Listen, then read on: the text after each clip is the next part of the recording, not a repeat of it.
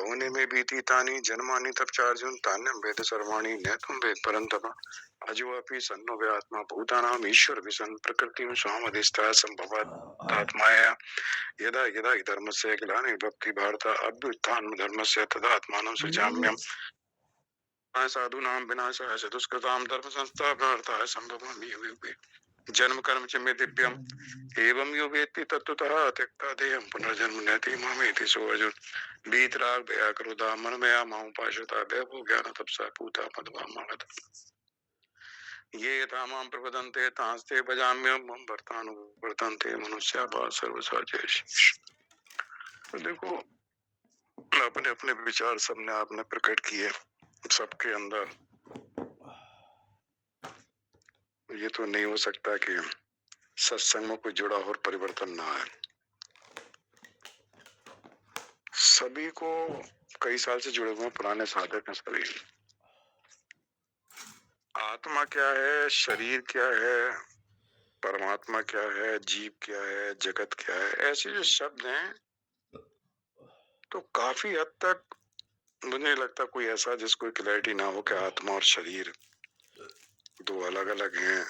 शरीर परिवर्तनशील है, प्रकृति से बना हुआ है, उस सबसे अलग हम एक शुद्ध चैतन्य आत्मा। ये ज्ञान हो जाना शरीर और आत्मा के बारे में कि शरीर और आत्मा दोनों अलग हैं, शरीर का नाश हो जाता है, आत्मा अजर है, अमर है, अजन्म। तो आत्मा और शरीर के बारे में ज्ञान होना भले बौद्धिक ज्ञान है, परोक्ष ज्ञान जिसको कहते हैं, शाब्दिक ज्ञान मतलब शब्दों का ज्ञान हमें है कि आत्मा क्या है और अनात्मा क्या है। पंचदशी में कहा है कि जब हमें परोक्ष ज्ञान का मतलब इन शब्दों का ज्ञान है कि आत्मा क्या है। आत्मा शब्द के बारे में हम सब जानते हैं, शरीर के बारे में हम सब जानते हैं। शरीर कैसे बना वो भले याद ना हो कि पंचीकृत से किस तरह से बना। शरीर की जो स्थूल शरीर का जन्म हुआ है, स्थूल शरीर जो बना है, वो जो पंच महाभूत हैं उसके तामसिक अंश से बना, मतलब तमोगुण अंश से बना। अज्ञान है, शरीर भाव पे रुके हुए हैं, तामसी माया से बना हुआ है। और जितना ब्रह्मांड है और इस सब प्रकृति के बने हुए पदार्थ हैं सब तामसिक माया से, तमोगुण से उत्पन्न है। तो इसलिए बार बार भगवत गीता में कहते हैं कि भोगों से दूर रहो, विषयों के भोगों के से दूर रहो। तो जितना हम भोग करेंगे उतना तमोगुण हमारे अंदर बढ़ता है, भोग बुद्धि से तमोगुण बढ़ता है। जितना हम संसार के विषयों से, भोगों से अपने आप को दूर रखते हैं, शरीर के निर्वाह के लिए जो आवश्यकता है उतना हम विषयों का सेवन करते हैं, उतना अंतःकरण शुद्ध होता है, तमोगुण कम होता है, सतगुण की वृद्धि होती है। तो धीरे धीरे कल का श्लोक भी यही था, गत संगत से मुक्त से, कि हम अपनी जो आसक्ति है, संबंध चाहे विषयों में है, भोगों में है, संसार में है, शरीर में है, परिवार में है, इनको ये मानते हुए कि एक दिन ये सब छूटेगा, धीरे धीरे हम उससे अपने आप को थोड़ा सा अंतःकरण में विरक्त भाव पैदा करते रहे कि ये सब छूटना है, मैं इन सब से अलग हूं, इन सबके साथ रहता वो मैं सब इनसे अलग हूं। भगवान कहते हैं चारों वर्ण की सृष्टि मैंने बनाई लेकिन मेरे अंदर कर्तापन का भाव नहीं है, कर्म फल में मेरी स्पृहा नहीं है, इसलिए मुझे कर्म लिपायमान नहीं करते, मतलब कर्मों के साथ मेरा लगाव नहीं। लगाव शब्द जो आता है ना, लगाव, कि हम कर्म के साथ या किसी चीज के साथ जुड़ जाते, बंध जाते हैं, अपने आप को बांध लेते हैं उसके साथ। तो जब बांधना है तो जो हमारे आत्मा जो मुक्त थी वो एक बंधन में, जीव भाव के कारण उसने आत्मा ने संबंध बना दिया जड़ के साथ। प्रकृति जड़ है, उसके साथ संबंध हो। तो मेरा मतलब कहने का, पंचदशी में एक शब्द आता है तत्व विवेक प्रकरण में कि ये जो जब हमें शब्दों का ज्ञान हो जाता है, आत्मा क्या है, ब्रह्म क्या है, आत्मा और ब्रह्म एक ही है, जीव ही ब्रह्म है, उपाधि के कारण वो जीव बना हुआ है, अविद्या उपाधि के कारण उसको ज्ञान नहीं है तो जीव बना हुआ है। इन शब्दों के ज्ञान से जो बुद्धि है, तो बुद्धि निर्मल होती है, बुद्धि स्थिर होती है। वहां शब्द आया बौद्धिक पाप नष्ट होता है। पाप का मतलब है मलिनता, कि बुद्धि के अंदर जो जड़ता थी, जो मलिनता थी, वो दूर होती है। अब देखो, इन शब्दों के ज्ञान से, मतलब कहते हैं बौद्धिक ज्ञान, तो हम ये ना सोचें कि हमें अभी भी शरीर भाव में स्थिति है या शरीर हम अपने आप को समझते हैं, लेकिन हमें ब्रह्म, आत्मा, जीव, शरीर, शरीर अलग है, हम अलग है, ऐसे शब्दों का ज्ञान तो सबको है। मतलब कोई ऐसा नहीं है जिसको ज्ञान ना हो। तो ये ज्ञान होना अपने आप में काफी बड़ा महत्व है कि इस जन्म में हमें, और ये इस जन्म का नहीं होता है, कई जन्म की जो पुण्य कर्म किए या जो हमने साधन किए हैं, उन साधनों का एक तरह से फल है। उन साधनों का परमात्मा का अनुग्रह है कि हमें इन शब्दों का ज्ञान हुआ। तो उस शब्दों से कहा बौद्धिक पाप शब्द इस्तेमाल किया, बौद्धिक पाप नष्ट होता है केवल ज्ञान से, इसी ज्ञान से। अपरोक्ष ज्ञान नहीं हुआ कि मैं आत्मा हूं, इसमें हमारी स्थिति अभी नहीं है कि हम उस तरह से अपनी स्वरूप में स्थित हो जाएं और संसार से बिल्कुल पूरी तरह से वैराग्य एक तरह से हो जाए कि संसार में रहते हुए संसार से अलग है। मतलब वो अवस्था नहीं है, लेकिन जो मोटी मोटी चीजें हैं वो सबको ज्ञान है। तो वहां जो है बौद्धिक पाप उसका नष्ट हो जाता है, मतलब बुद्धि में निर्मलता आती है, अंतःकरण में निर्मलता आती है, अंतःकरण निर्मल होता है। और जब ऐसा ज्ञान होता है तो इस ज्ञान को कहते हैं सत्वगुण के, सत्वगुण बढ़ाया अंतःकरण में तभी ज्ञान हुआ। ज्ञान होने का मतलब सत्वगुण की वृद्धि, प्रमाद होना और अज्ञान होने का मतलब तमोगुण की वृद्धि। तो जब हम विषयों का संसार से बहुत ज्यादा भोग करते हैं तो अंतःकरण में तमोगुण बढ़ता है। जितना हम भोग बुद्धि कम करेंगे उतना हमारा तमोगुण कम होगा, सतोगुण बढ़ेगा। जितना तमोगुण कम होगा सतोगुण बढ़ेगा, रजोगुण बढ़ेगा। रजोगुण भी कम होने लगता है। रजोगुण में लगता है कि बहुत ज्यादा जो भाग दौड़ है ना संसार की, वो धीरे धीरे व्यक्ति की कम होने लगती है। उसको लगता है कि बहुत ज्यादा ये करूं ये करूं, एक एज के बाद, मतलब जो यहाँ 60+ है, ज्यादा उनको भाग दौड़ नहीं करनी है। तो एक स्थिरता आती है मन में और शरीर में। एक ऐसा लगता है कि कहीं बैठ है, मतलब बैठ है मतलब भाग दौड़ कम कर। तो भाग दौड़ कम हो जाती है तो उससे भी उसकी स्थिरता आती है, बुद्धि स्थिर होती है। तो उससे भी तमोगुण रजोगुण कम हो जाता है, विक्षेप कम हो जाता है। और जो तमोगुण का, तो जो अभी कह रहे थे राकेश जी कि पिछले जन्मों में कई में हम कुछ गलत सही जो भी करते चले आए हैं, कुछ शुभ कर्म किए हैं, कुछ अशुभ कर्म किए हैं, कुछ पाप किया, कुछ पुण्य किया। तो पाप पुण्य जरा ज्यादा भारी शब्द है, शुभ अशुभ शब्द थोड़ा सा अच्छा लगता है कि हमने कुछ अशुभ कर्म किए जो नहीं करने थे, कुछ शुभ कर्म किए। तो शुभ अशुभ की जो वासनाएं बन जाती हैं वो कारण शरीर में विद्यमान हो जाती है, सारी कारण शरीर में संचित रहती है, अनंत जन्मों की वासना। तो वासनाएं संचित रहती हैं तो वासनाओं का एक आवरण बन जाता है जो उस कारण शरीर में जो अविद्या के रूप में आत्मा को ढक देता है। उस वासनाओं का जो आवरण है वो एक, उसको आत्मा के ऊपर आवरण आने से हमें उस आत्म तत्व का ज्ञान नहीं हो पाता। तो धीरे धीरे जब बौद्धिक ज्ञान होता है तो वो आवरण भी धीरे धीरे वासनाएं नष्ट होने लगती हैं और फिर हमें थोड़ा सा महसूस होता है कि हाँ ये आत्मा और मेरा वास्तविक स्वरूप, उस आत्म तत्व का मुझे शब्दों का ज्ञान होता है। मतलब अभी शब्दों का ज्ञान है तो वो स्टेज के हम उस अवस्था में पहुंचे हैं, लेकिन ये भी कम नहीं है, इससे मतलब एक शुरुआत है कि हम उस अवस्था में हैं और उस अवस्था में धीरे धीरे हमारी स्थिति बनी रहे। तो इसको कहते हैं। तो और ये जो हमारे अंदर अहंता ममता इसका है, ये जब हम कहते हैं ना मैं ये करता हूँ मैं ये करता हूँ, तो अहंता जब मतलब अहम भाव, मैंपन जो रहता है, और मेरापन, मैंपन और मेरापन कि ये मेरा है और ये मैं। तो मैं और मेरा के वशीभूत होकर जो भी हम इस संसार में करते हैं वो एक वासना के रूप में संचित होता जाता है। तो धीरे धीरे ये प्रयास करते हैं कि मैं और मेरा से दूर हो। और जब हमने इतना सुन लिया कि शरीर के द्वारा कर्म होता है, इंद्रियों से द्वारा होता है, गुणों के द्वारा होता है, प्रकृति के द्वारा होता है, तो ये हम अपने मान लें इसको। देखो इसका ऐसा नहीं है कोई आदमी इसको निकाल के जान ले, इसको केवल मानना है। तो मानने में कोई ऐसी बहुत बड़ी वो नहीं है कि हम सही चीज को मान रहे हैं और गलत जो मान्यता उसको धीरे धीरे छोड़ना शुरू करें। है मान्यता ही, मतलब अंतःकरण में ये मान्यता मन में बना रखी है कि मैं ये करता हूँ, मैं ये बोलता हूँ, मैं ये करता हूँ। तो मैंपन धीरे धीरे उसको थोड़ा सा ढीला होता चला जाए और मैंपन से अपने आप को थोड़ा सा दूर करते जाए। और मम जो ममता है, मेरापन, तो मैं चूंकि सर्वव्यापक जो ब्रह्म है, तो सर्वव्यापक ब्रह्म में जो कण कण में है ब्रद है, पूरे ब्रह्मांड में उसी का एक अंश शरीर के अंदर जो है उसको, जिसको आत्मा कहते थे, शरीर के अंदर वो जो ब्रह्म है तो सर्वव्यापक, तो उसी का नाम हो गया कि वो आत्मा के रूप में आ गया। आत्मा, आत्मा कह रहा है उसका अंश या परिच्छिन्न होकर एक शरीर के अंदर जो ब्रह्म है उसका नाम आत्मा हो गया। यह सर्वव्यापक एक ही चीज है, लेकिन शरीर तक हमने उसको सीमित कर दिया। जो सर्वव्यापक तत्व था, जो ब्रह्म है, उसको हमने कहा कि शरीर के अंदर जो मेरा चेतन तत्व है उसको हमने कह दिया तो वो मेरी आत्मा है।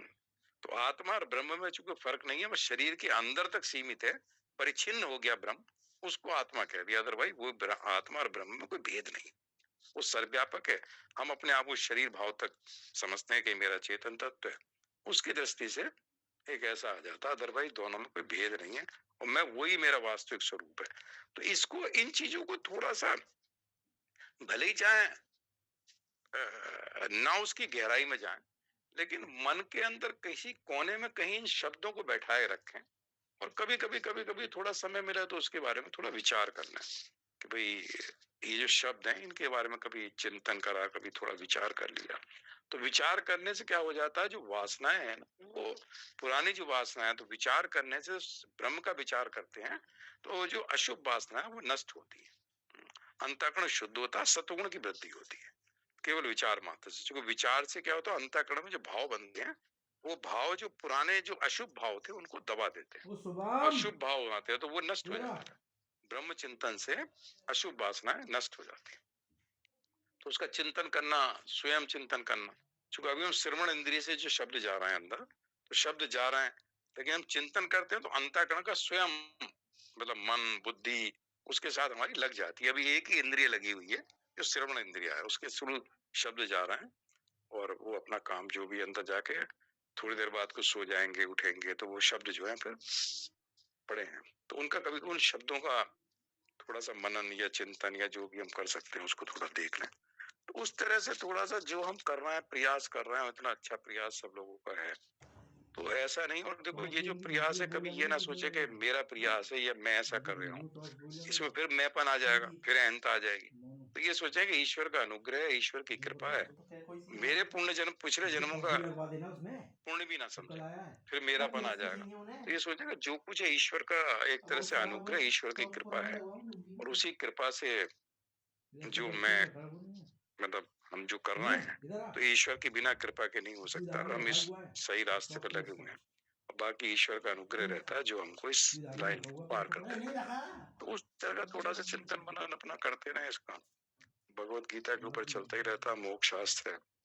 और वो ना सोचे, मतलब जब ईश्वर के ऊपर आता है ना, तो ये ना सोचे कि क्या होगा, मतलब क्या होना है, इसके बाद क्या होना है। ना अगला जन्म की सोचे, ना पिछले जन्म की सोचे, वर्तमान में रह के उसको जितना हम यूटिलाइज कर सकते हैं। तो अगला क्या होगा ये नहीं सोचे, पिछला क्या था हमने वो ना सोचे, ना भूत सोचे, ना भविष्य सोचे। वर्तमान में रहते हुए परमात्मा के साथ अपने आप को पूरा जोड़ते हुए कि हमारा वास्तविक स्वरूप है, हम और वो दोनों अभिन्न है, हम में कोई भिन्नता बिल्कुल नहीं है। शरीर के साथ में भिन्न हूँ, परमात्मा के साथ में अभिन्न हूँ, हम दोनों एक हैं, हम दोनों की एकता है। उस एकता के बारे में केवल मानना है, उसको कोई जान नहीं सकता कि खोल के कोई दिखाया कि भाई देखो ये सूक्ष्म शरीर यहाँ है। पूरे कोश जो है पूरे शरीर में पुरुष के आकार के जैसे हमारा स्थूल शरीर उसी आकार का, मनो में कोश है उसी आकार के सारे हैं। तो उसके बारे में कोई ये नहीं कहता। हमारे जो अंदर ये भाव बैठा हुआ है, उस भाव को, गलत भाव को हटन निकालना है और सही भाव को लगाना। तो सही भाव लगने से वो स्थिति बनी रहती है और वो भाव बना रहे, बस वही स्थिति है कि निष्ठा ये है कि वो हमारी जो भाव है बना रहे। जय श्री कृष्ण। कल करते हैं। ओम पूर्णमदः पूर्णमिदं पूर्णात् पूर्णमुदच्यते पूर्णस्य पूर्णमादाय पूर्णमेवावशिष्यते। ओम शांति शांति शांति। श्री कृष्ण अर्पणमस्तु। हरि ओम। जय श्री कृष्ण।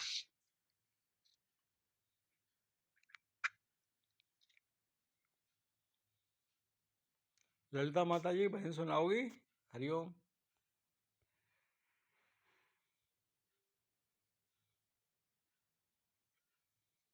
जय श्री कृष्ण। सभी को सादर नमन। बोलिए शुभांगी हरिलाल।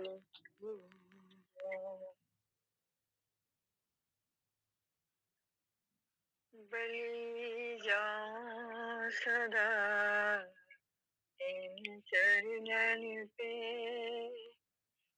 बलिहार छटा पे मैं होती हूँ। कभी भूलू ना नाम तुम्हारा प्रभु, चाहे जागृत स्वप्न या सो। हरे कृष्ण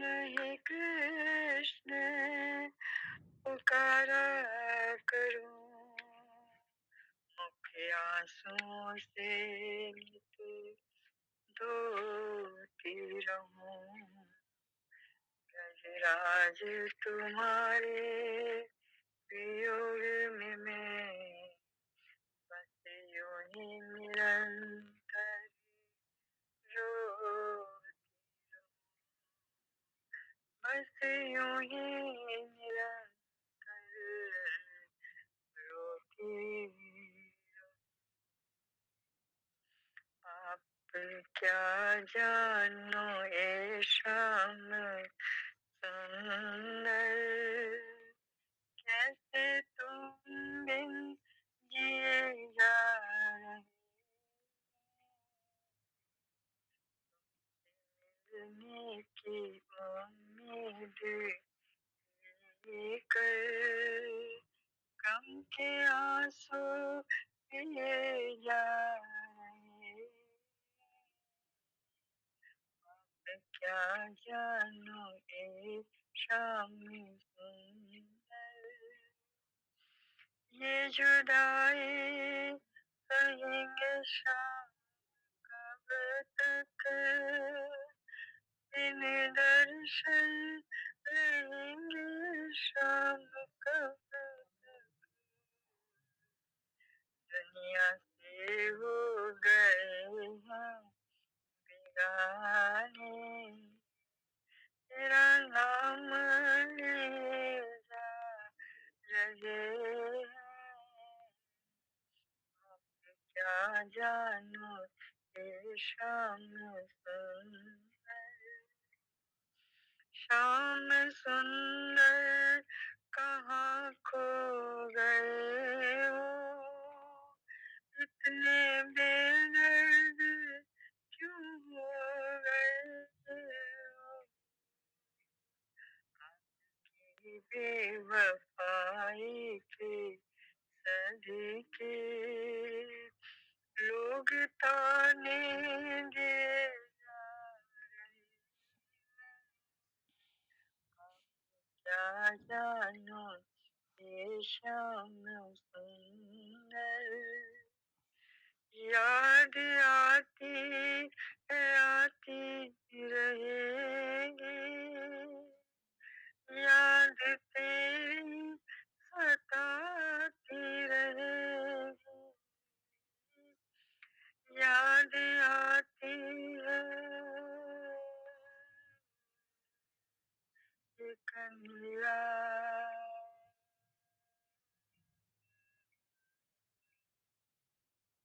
याद आती है आती रहेगी। याद तेरी सताती रहेगी। जितना जी चाहे तड़पा लो मुझको, तेरी पूजा के जा रही है। क्या जानू ये शाम है, किन गुनाहों की है ये सजाएं। शाम सुंदर हमें कुछ बताए, किन गुनाहों की है ये सजाएं। शाम सुंदर हमें कुछ बताए। टुकड़े टुकड़े किया दिल ये मेरा, प्यार तुमसे किए जा रहे। जानो ये शाम सुंदर, कैसे तुम बिन जिए जा रहे हैं, तुमसे मिलने की उम्मीद लेकर गम के आंसू पी जा रहे हैं। क्या जानो ये शाम प्यार तुमसे की जा रही। जय श्री कृष्णा, जय श्री राधे, सभी को सादर नमन।